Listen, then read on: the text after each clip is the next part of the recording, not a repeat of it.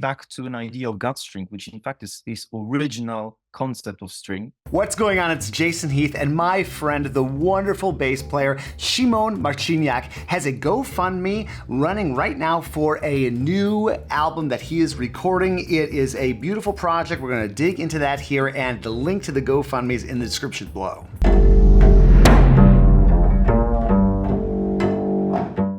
How did this idea come into being? Yeah, it's something. It's an idea I had for many years on my mind to have this project highlighting Franciszek Hertl, and obviously taking the works that I've played over the years, and some of them I've actually played for almost 20 years, and not even Hertl works, but also the other works that are on the program. But so that was the idea, to connect some of his music with some of the related music.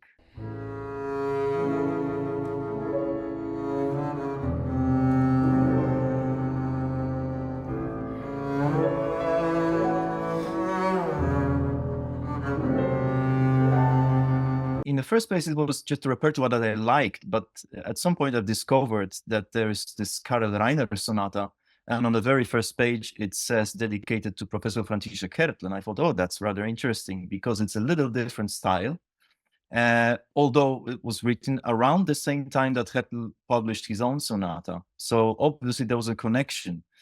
And there's also the person of Franciszek Czerny, who is one generation older than Franciszek Hertl.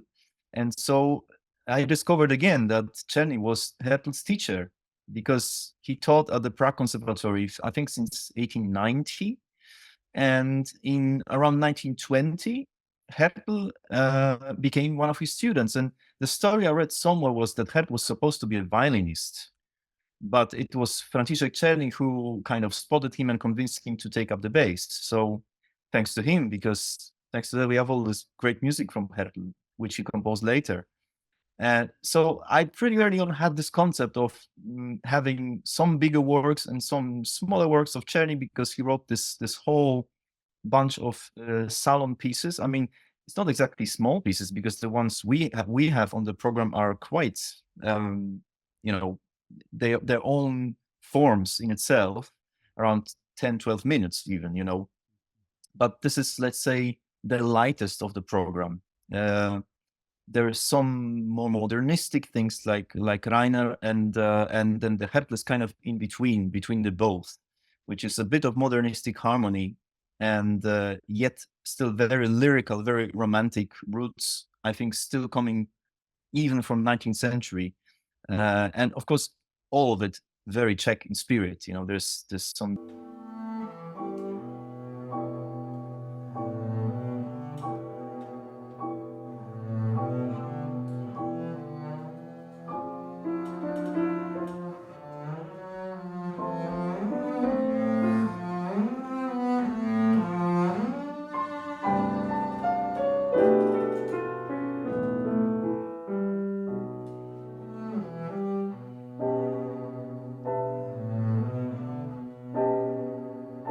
Dance elements that you have there, and it's parts of this music is something I really grow up with. So that's also something very kind of personal project for me, that comes at this point in my life to maybe I have something to summarize and to say about my experiences with this. And also, in fact, last year, 2023, it was 50 years since Hertl died. And this was sort of, I'm not normally that big on anniversaries, because I get to things where I get to things. But I was sort of thinking this could be a nice opportunity to get into this, So that's how it came about. And here we are at the moment, 2 weeks before we're recording the CD. And we're really looking forward to it. Yeah, absolutely. And we've had the pleasure of seeing you play on video, and it's great. And YouTube is a wonderful thing, but to actually get into the recording studio and get an optimal recording, which you've done before, and I remember discovering the wonderful recording that you did with Frank Proto and the DVD and all the interviews and just everything, and his sonata. And But it's so cool to actually get a chance to get in there and with your bass and your strings, and you get into all of that, the Gensler strings on the GoFundMe page. Um, Talk about the recording process. How many days are you going to record? How's that all going to work? Tell us about what that's going to look like. We've planned 4 recording dates because the program is it should fit on one CD, but it's quite long. I think it's somewhere between 75 and 80 minutes. So it's, considerably more than a standard recording session most of the times. And so as you touched on the subject of strings, which is just one component of some of the ideas that I also had kind of a long way back, as I was thinking about this project maybe first a decade ago or something, that maybe at some point I will do something like this.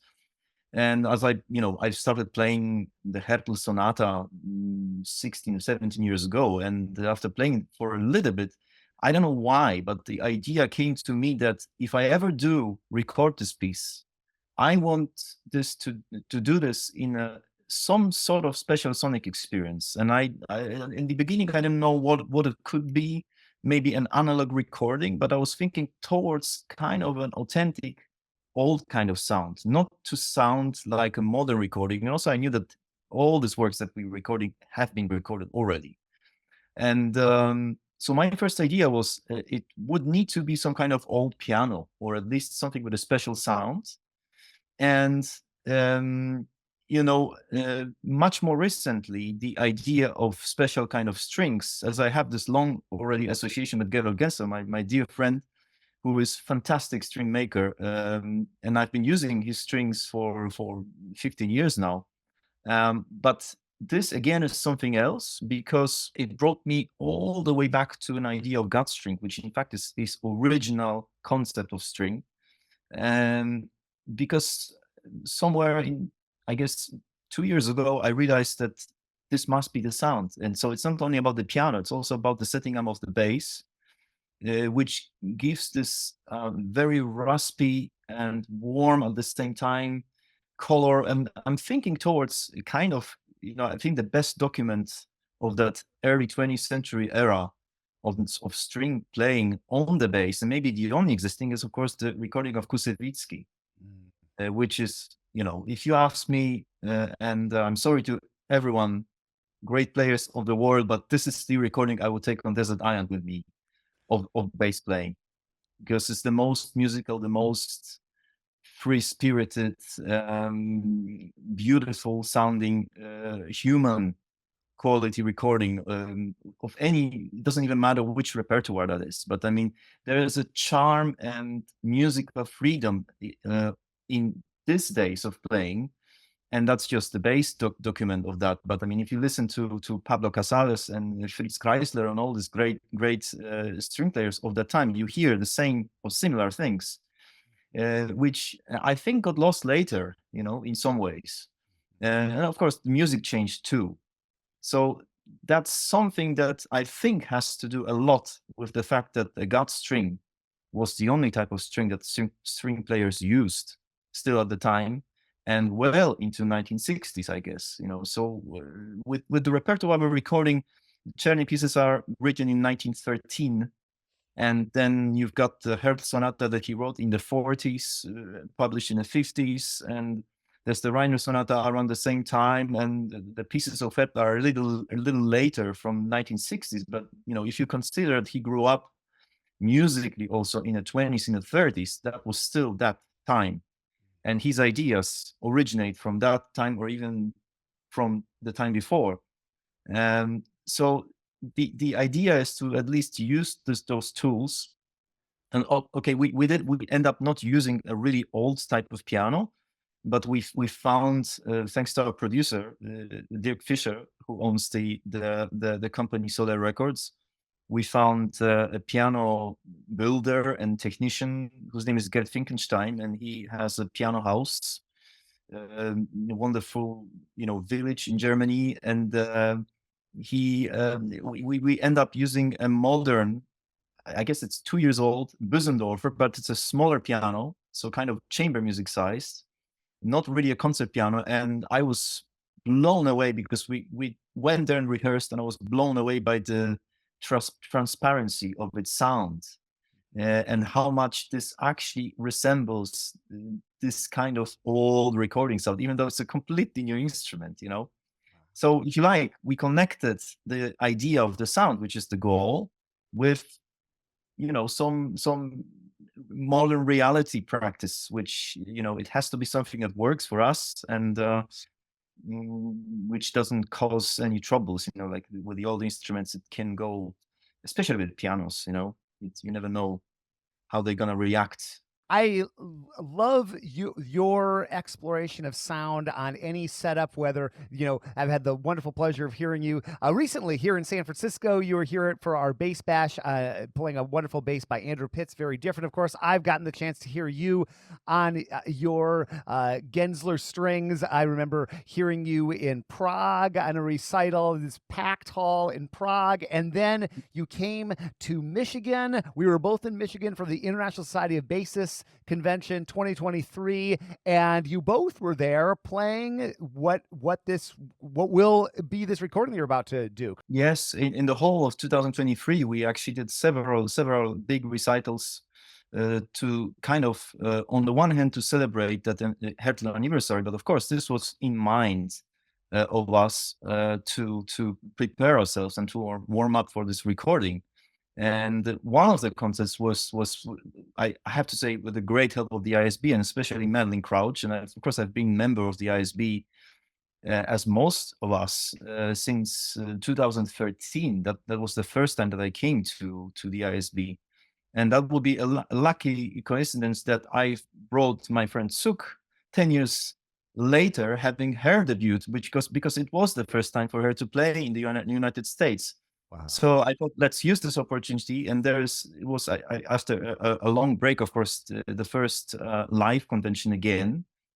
And I thought, you know, let's bring this program there. And it's been a even longer time for me not playing at the ISB, because the last time before, I didn't go to 2019 convention. So it was the first time after 6 years that I would appear at any ISB event and convention.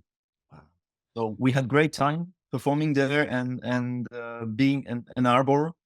So it's an adventure for me also, because it's always a different place in the States, and it seems to always hit another corner of the country that I haven't been to yet. Mhm.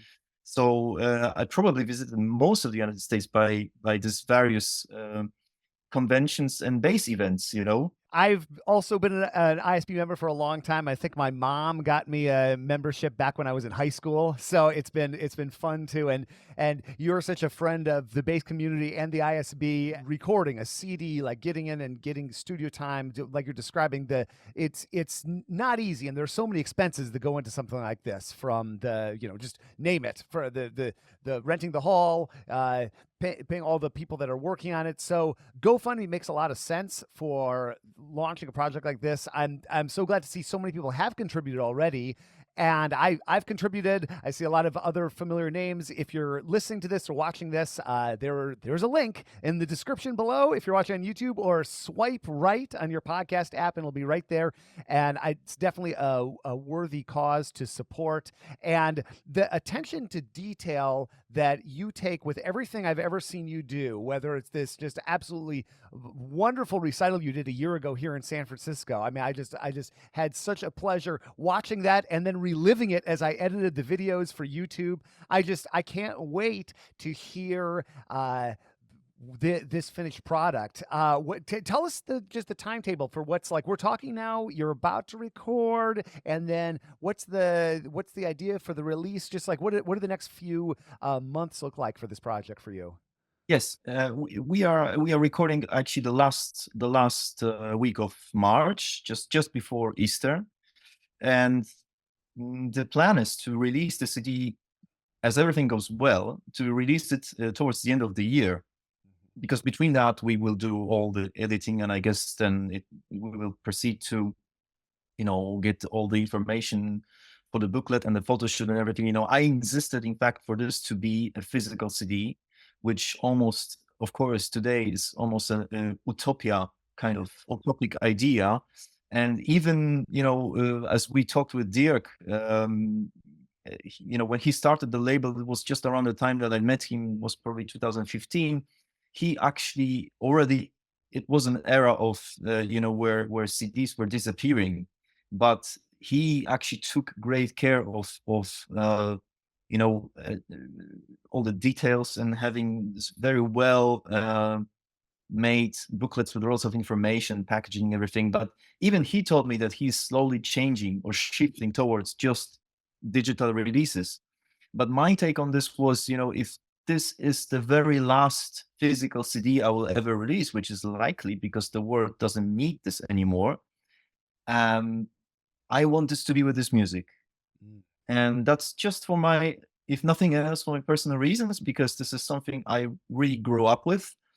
I've played it for many years, but some pieces I've known even longer. So it has a sentiment. And anyway, I mean, most of us started, being taught by Szymon the school, as you have as well.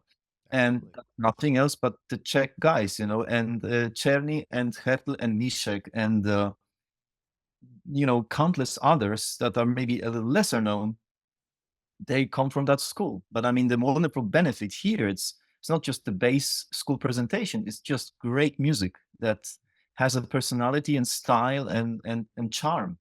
And I'm just trying to possibly get closer, even though we are living in 2024, to that spirit of that time a little bit, And as you mentioned, we started this GoFundMe fundraiser just at the beginning of this month, and we are very grateful to everybody who contributed so far, and we're hoping for more contributions. It's going to be running until probably around mid-April, and we set the goal of 8,000 euros. This is not all the expenses. I want to make sure that we're also contributing ourselves some part of it.